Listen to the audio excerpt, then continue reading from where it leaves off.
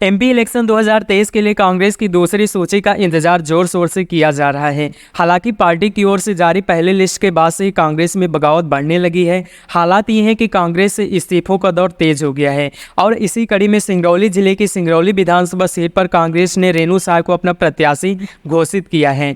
वहीं रेणु साय का नाम सामने आने के बाद क्षेत्र में पार्टी के फैसले का विरोध शुरू हो गया है। मध्य प्रदेश कांग्रेस प्रदेश पिछड़ा वर्ग उपाध्यक्ष राज शिरोमणि साहिवाल ने टिकट करने के बाद प्रेस कॉन्फ्रेंस की है। इस दौरान उन्होंने पार्टी के फैसले पर नाराजगी जताते हुए प्रत्याशी के नाम पर दोबारा चर्चा करने की बात कही है। यही नहीं, उन्होंने इसके लिए पार्टी को 7 दिनों का अल्टीमेटम भी दे दिया है। प्रेस कॉन्फ्रेंस के दौरान राज शिरोमणि साहिवाल ने कांग्रेस के फैसले को लेकर नाराजगी जताते हुए कहा कि पार्टी ने सिंगरौली के लोग जिसे चाहते हैं, पार्टी उन्हें प्रत्याशी नहीं बनाना चाहती है। उन्होंने रेणु साय का नाम लिए बिना कहा कि जिनके अंदर नेतृत्व करने की क्षमता ही नहीं है, ऐसे लोगों को भी विधायक बनने का मौका मिल जाता है, जो 5 साल से अपना काम करते हैं और पब्लिक का काम नहीं करते।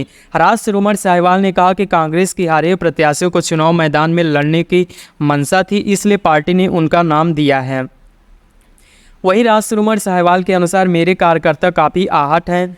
उन्होंने पार्टी में जिन्हें प्रत्याशी बनाया है, जिनके घर में मक्खियां घूम रही हैं, मैं पार्टी का 7 दिन का मौका देता हूं और अपने समर्थकों से जवाब पाने के लिए 7 दिन का समय चाहता हूं। अगर मेरे समर्थक कहेंगे तो मैं चुनाव जरूर लड़ूंगा, चाहे वो किसी अन्य दल से हो या निर्दलीय।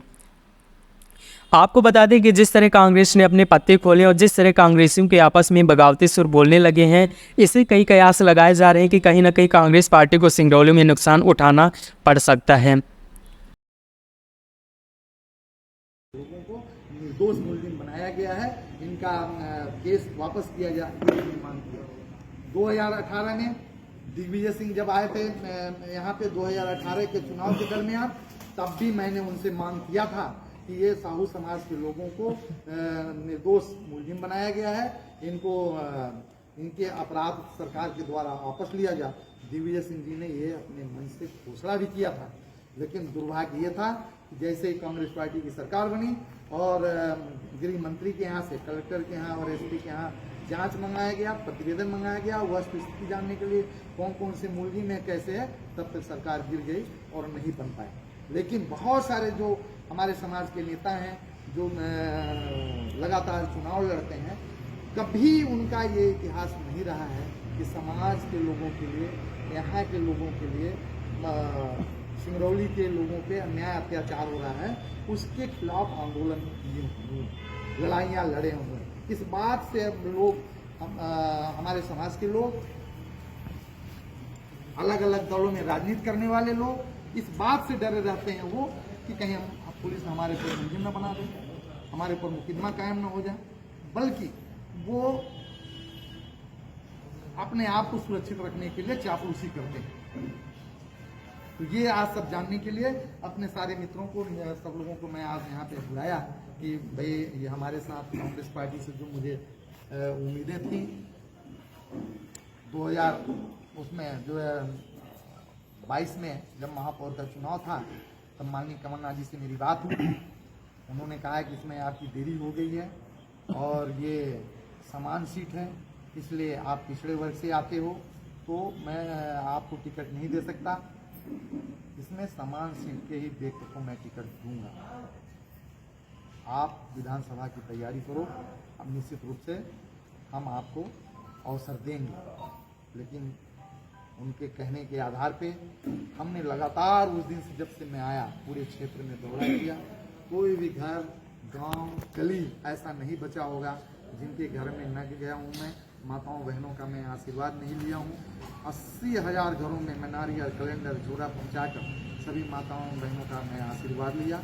उसके पीछे भी मेरी ये सोच थी, जो है नारियल देने के पीछे, बहुत सारे लोग उपहास हो रहा है, नारियल देने के पीछे ये सोच था मेरा कि मैं भगवान का प्रार्थना करने में मैं अकेले कमज़ोर पड़ रहा हूँ। ये पूरे हमारे सिंगरौली की माताएं बहनें भगवान को नारियल चढ़ाएंगे तो गुरु मेरे लिए दुआ मांगेंगे जो है और आशीर्वाद दिलाएंगे, लेकिन उनकी सबकी दुआएं मेरे काम नहीं आई, मुझे टिकट नहीं मिल पाया। ये तकलीफ उन माताओं बहनों को भी है और आज सभी जानने और सुनने के लिए मैं अपने मित्रों को कांग्रेस पार्टी ने तो आपकी मेहनत पे पानी फेर दिया। ऐसी स्थिति में आप चुनाव लड़ेंगे, किस पार्टी से लड़ेंगे? निर्दलीय लड़ेंगे या फिर किसी अन्य पार्टियों में त्याग पत्र देकर जाएंगे? मैं जैसा आपको बताया कि मैं राजनीति अपने स्वार्थ के लिए नहीं कर रहा हूँ, मैं रोजगार के लिए राजनीति नहीं कर रहा हूँ, बल्कि सिंगरौली वासियों की सुरक्षा के लिए मैं राजनीति कर रहा हूँ, अपने मित्रों की सुरक्षा के लिए कर रहा हूँ, गरीबों दलितों के लिए उनके स्वाभिमान को बचाए रखने के लिए। ये हमारे सारे लोग जो कहेंगे, यदि ये कहेंगे कि आप चुनाव लड़ो, मैं आपको विधायक बना दूंगा, तो मैं चुनाव लड़ूंगा।